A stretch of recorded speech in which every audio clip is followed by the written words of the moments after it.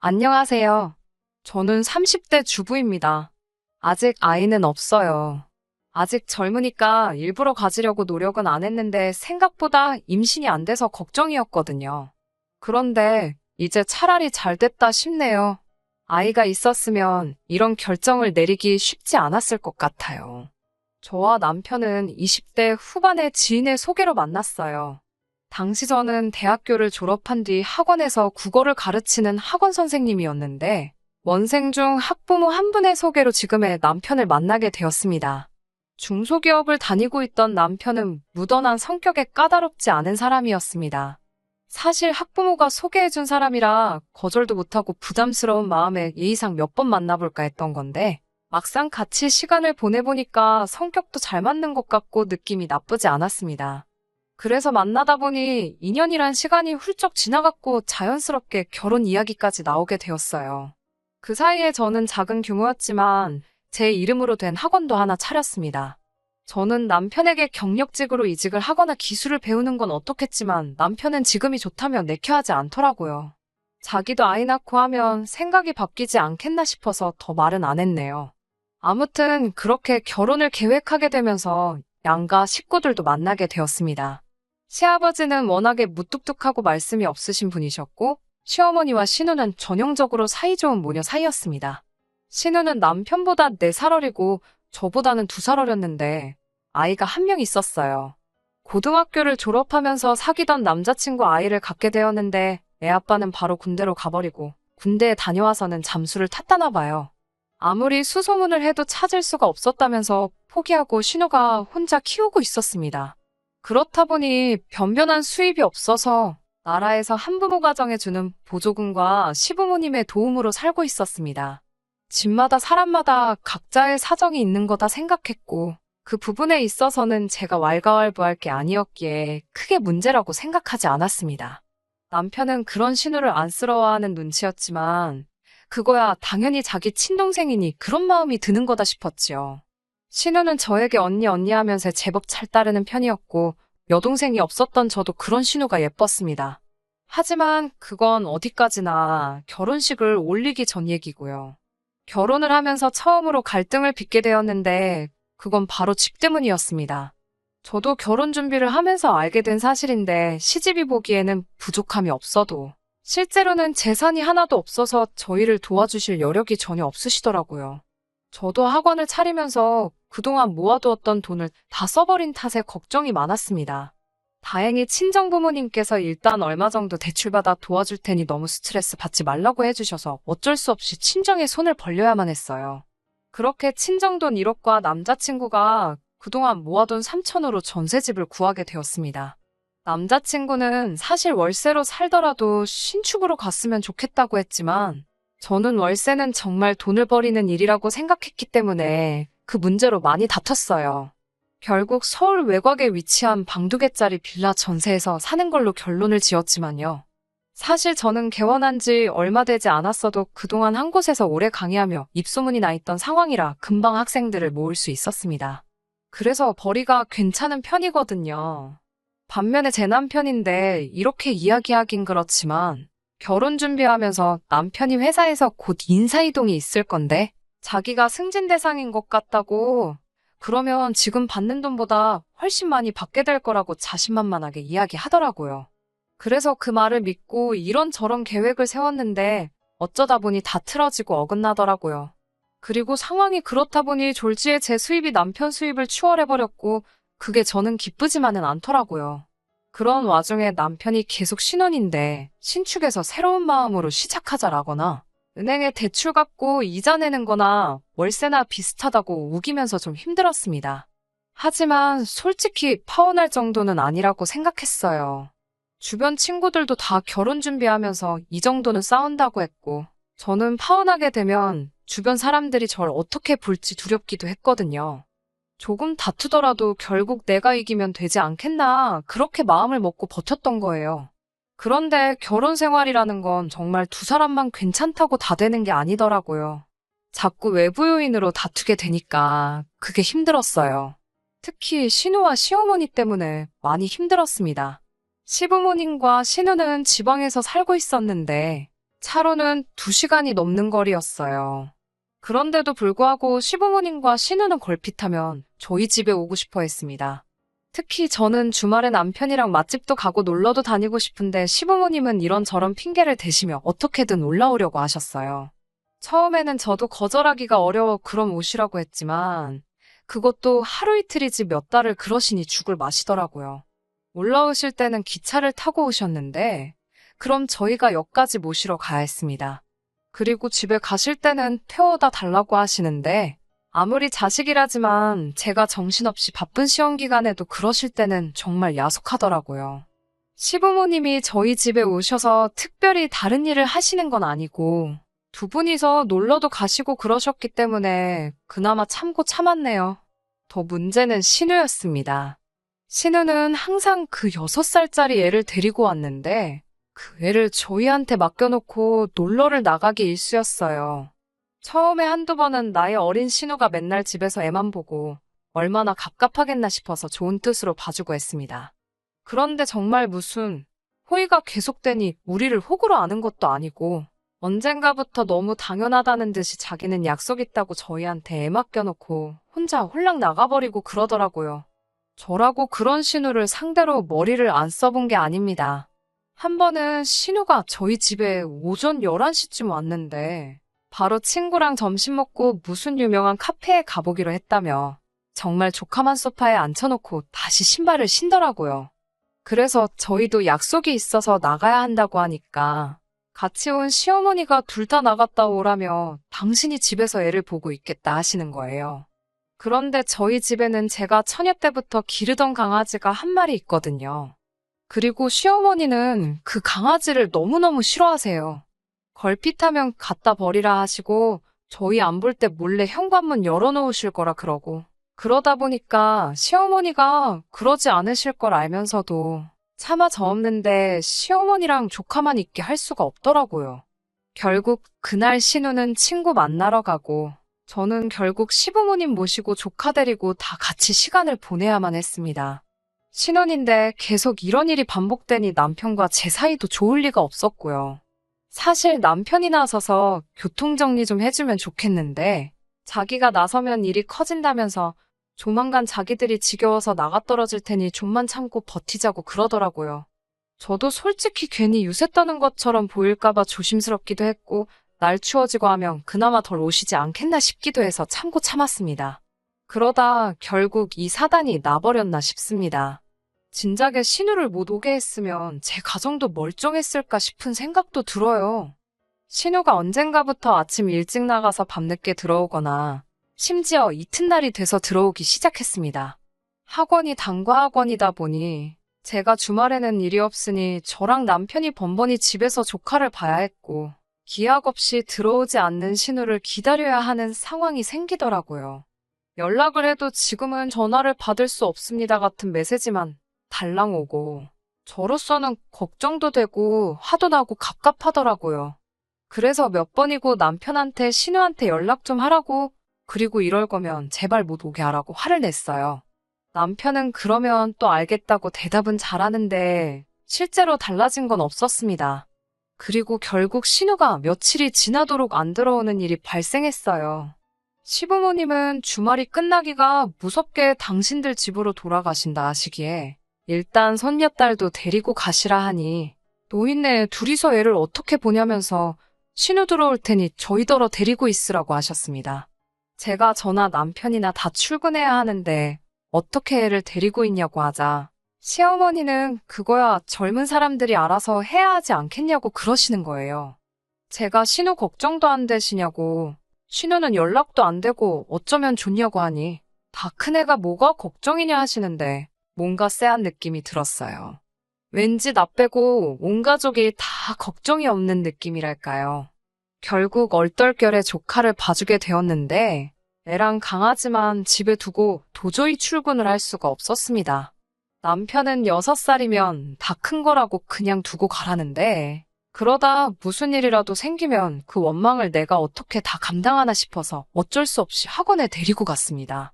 그래도 다행히 제가 혼자 하는 학원이고 학생들도 어린 조카를 귀여워해 주었지만 언제까지 이럴 수도 없는 노릇이었어요. 학부모들이 그 사실을 알고 혹시 수업에 지장이라도 있을 거라 생각하면 학원 평판에도 문제가 생길 테니까요.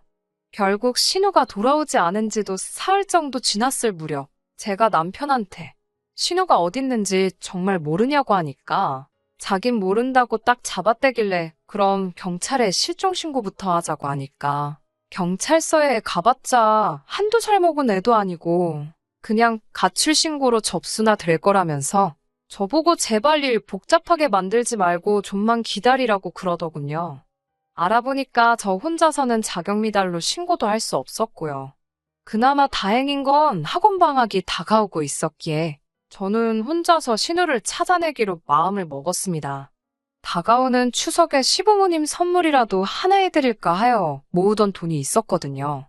그런데 신우가 이 지경을 만들어놨는데도 손 놓고 계시는 게 너무 야속하고 미워서 저는 그 돈을 신우 찾는데 쓰기로 했습니다. 그리고는 심부름센터에 가서 신우를 찾아달라고 했어요. 그리고 정말 걱정한 게 우스울 만큼 하루도 걸리지 않아서 신우를 찾아내더라고요. 신우는 저희 집에서도 멀지 않은 곳에서 머무르고 있었습니다. 찾아준 사람들 말에 의하면 남자랑 같이 있는 것 같다는데 황당하고 괘씸하더라고요.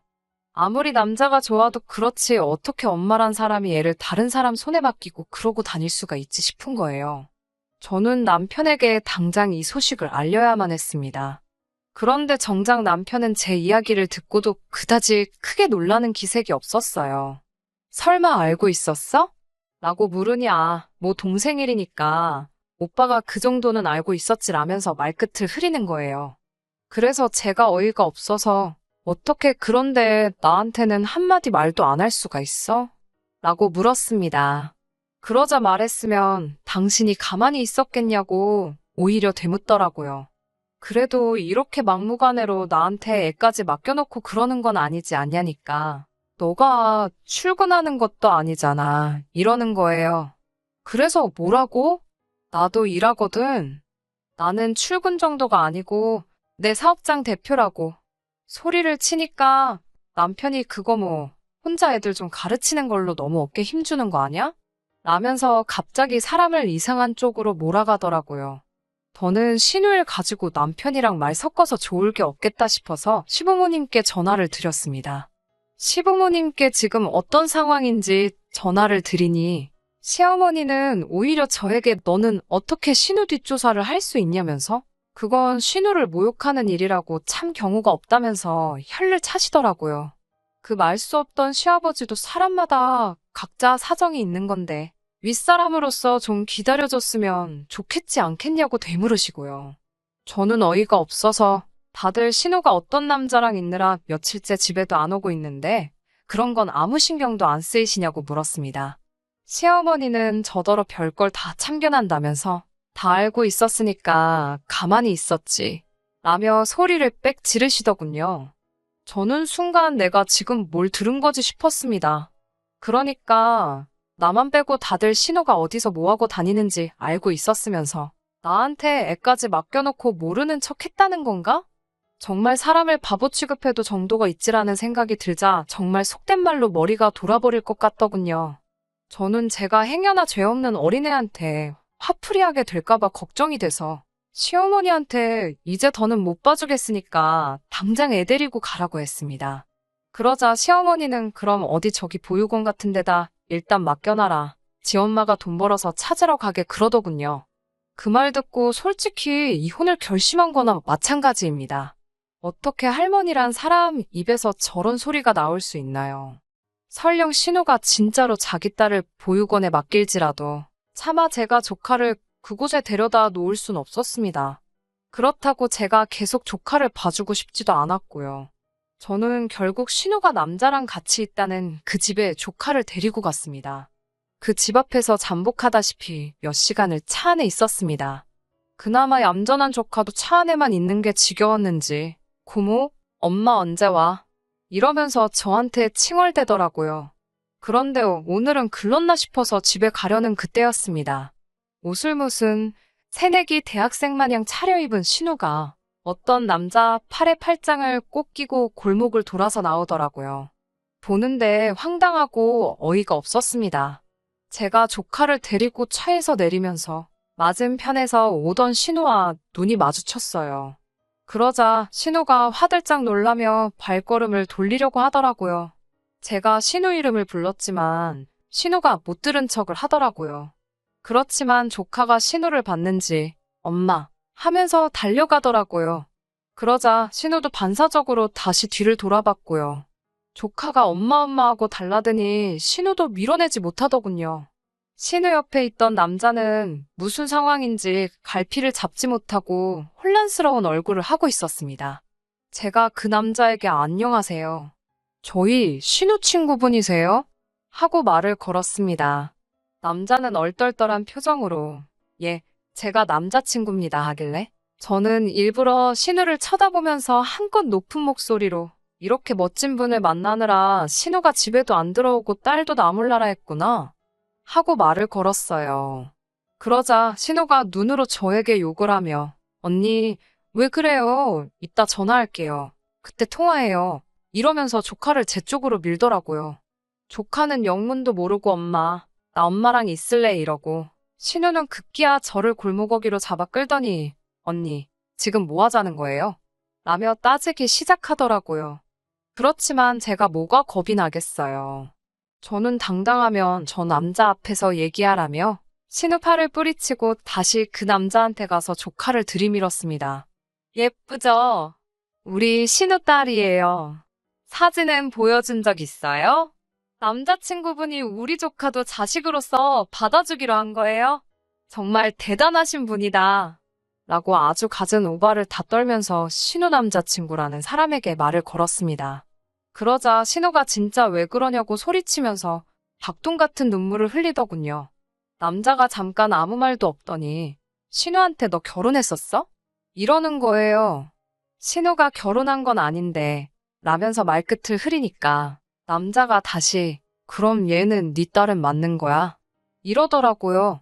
그러니까 신우가 내 딸 맞다고 미리 말 못해서 미안하다 사과를 하고 있으니 남자가 신우한테 진짜 어이없다며 비웃음을 날리더니 너 진짜 인생 그렇게 살지 말라고 뭐라 하더라고요. 어떻게 엄마라는 여자가 애도 숨기면서 남자를 만나냐고. 너 같은 여자는 트럭으로 줘도 싫다면서 남자가 아주 질색을 하고 떠나더라고요. 신우는 당장이라도 제 뺨을 칠 기세로 씩씩거리면서 내가 널 가만둘 것 같냐고 하길래 너야말로 내가 널 이쯤에서 가만둘 것 같냐고 받아쳤습니다. 그 길로 신우 품에 조카 줘버리고 집에 오니 벌써 남편은 신우한테 들었는지 아주 얼굴이 벌개져서 벼르고 있었다는 표정이더라고요. 하지만 저도 이미 이 식구들이 다 저를 바보등신으로 만들었다는 걸 알았기 때문에 일단 가족관계에 아무런 미련도 없었거든요. 그래서 그런 남편을 보고는 뭐 열받아 아주 웃기고 앉아있네 한마디 해주고선 남편 짐을 챙기기 시작했습니다. 이윽고 시모한테도 전화가 와서는 네가 기어이 우리 딸 혼삽기를 다 막았다면서? 라고 대뜸 성질부터 부리더니 너 때문에 우리 딸 인생 망쳤다고 저보고 보상하라고 악을 쓰더라고요. 알고 보니까 그 남자가 의대를 졸업하고 서울 모 병원에서 레지던트 하면서 자취를 하고 있었나 봐요.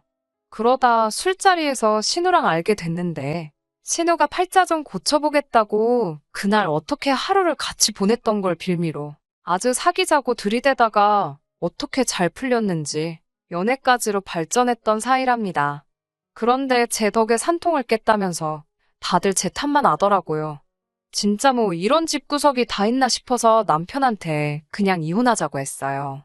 가전제품이랑 가구 대부분 다 저랑 남편이 각자 자취하면서 쓰던 거 그대로 들고 왔었고 전세 자금으로 들어간 1억 3천이 전부였는데 그중 남편 몫은 3천 정도였으니 그건 제가 지금 당장이라도 줄 수 있다고. 그러니까 이혼하자고 그랬습니다. 남편은 자기가 왜 이혼을 하냐? 그리고 왜 내 몫이 3천밖에 안 되냐고 따져묻더라고요. 여태까지 자기가 벌어다 준 돈이 얼만지나 아냐면서요. 네 벌이야 뻔하지 않냐. 그놈의 승진은 대체 언제 된다는 거냐. 아주 대판 싸웠어요. 이 집에 들어간 돈 3천이 전부고 네가 번 돈 가지고 생활비도 겨우 한다고요. 결국 그 문제로 며칠을 서로 씨름을 하다 제가 변호사를 선임해버렸습니다. 변호사 말로는 지금 이혼의 귀책 사유가 남편을 비롯한 시댁에 있기 때문에 어차피 소송으로 가도 제가 이길 확률이 높으니까 걱정 말고 진행하자 하더군요. 지금은 그래서 소송 중입니다만 별 걱정도 안 되고 솔직히 홀가분하기까지 합니다. 저희가 이혼한다고 하자 그제서야 시부모님도 정신이 들었는지 자기가 자식 일이다 보니 눈에 뵈는 게 없었다며 부모 마음 좀 이해해달라고 그리고 저에게도 미안했다고 따로 사과하고 싶다 하시더군요. 하지만 한 번 속지 두 번 속을 수 있나요? 저는 괜찮다고 그냥 이대로 다시는 서로 안 마주치면 좋겠다고 선을 그었습니다. 그 이후에 제 귀에 들려온 발언은 신우는 그 남자한테 차인 건 물론이고 남자가 어디 인터넷 유명한 곳의 사연으로 제보까지 해가지고 정말 동네 망신을 당한 것 같더라고요. 솔직히 저는 지금이라도 신우가 마음 고쳐먹고 성실히 애 키우면 살면 좋겠습니다. 그럼 누가 아나요? 정말 그런 신우를 품어줄 좋은 남자가 나타날 수도 있잖아요. 그리고 남편은 맨날 혼자 김칫국 마시며 승진 타령해대더니 결국 귀향이나 다름없는 지방 발령받고 고향도 아닌 지방으로 쫓겨나듯 내려가게 되었습니다. 저더러 같이 가자고 거기 가면 시부모도 없고 신우도 없고 오롯이 우리 단둘이서 아무 방해 없이 처음부터 다시 시작하자는데 그 면상에다 물 한 잔 끼얹을까 하다 인생이 불쌍해서 봐줬네요. 저요? 저는 요즘 학생들을 위한 수능 교재를 만들고 있습니다. 얼마 전에는 교육방송에서 같이 일해보지 않겠냐고 연락도 왔고요. 혼자가 되면서 쓸데없는 곳에 정신과 시간을 뺏기지 않으니까 일의 효율성도 늘고 돈도 잘 모이고 너무 좋아요. 이혼이라는 결정을 내리게 된 것에 한 점 후회가 없습니다. 한동안은 일에만 몰두하며 살아보려고 해요. 끝까지 들어주셔서 감사합니다. 오늘의 사연은 여기까지입니다. 구독과 좋아요, 알람 설정 부탁드리고 더 좋은 사연으로 다시 찾아뵙겠습니다. 감사합니다.